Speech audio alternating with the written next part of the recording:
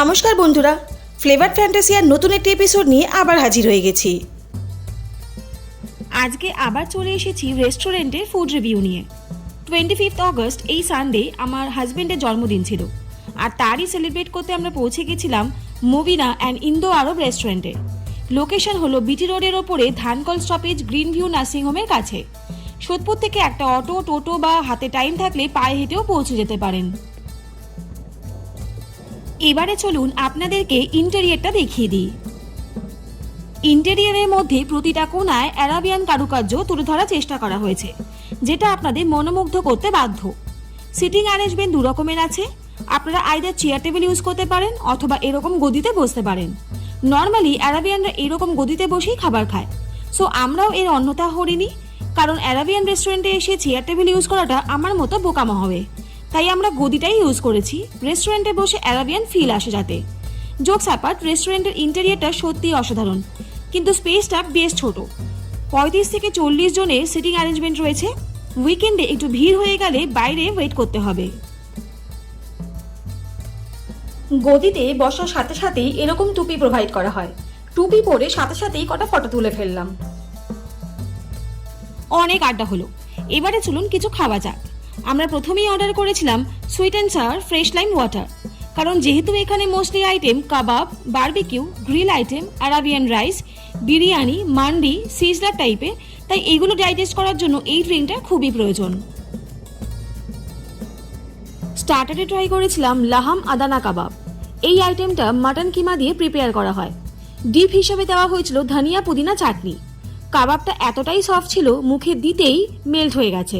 Just wow, rating দেব 10 out of 10। Next item আমরা নিয়েছিলাম লাহাম মান্ডি।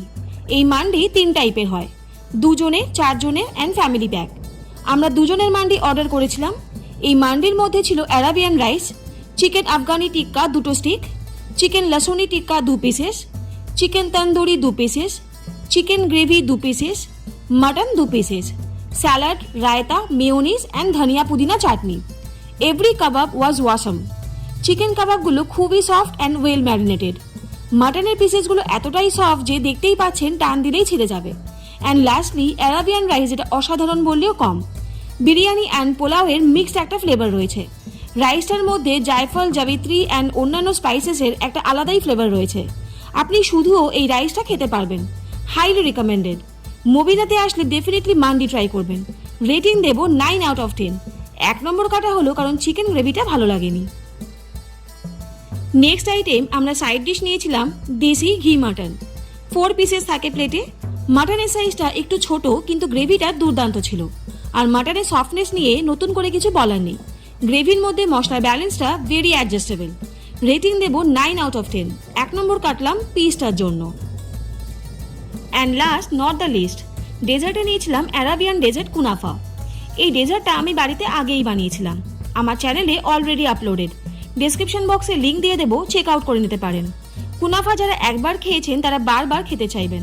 সিমাই আর ক্রিমের লেয়ারের মিক্সিংটা জাস্ট টু গুড। সত্যি বলতে ভিডিও এডিট করতে করতে জিভে জল চলে এলো। রেটিং দেব 10 out of 10। From my side, food and restaurant highly recommended.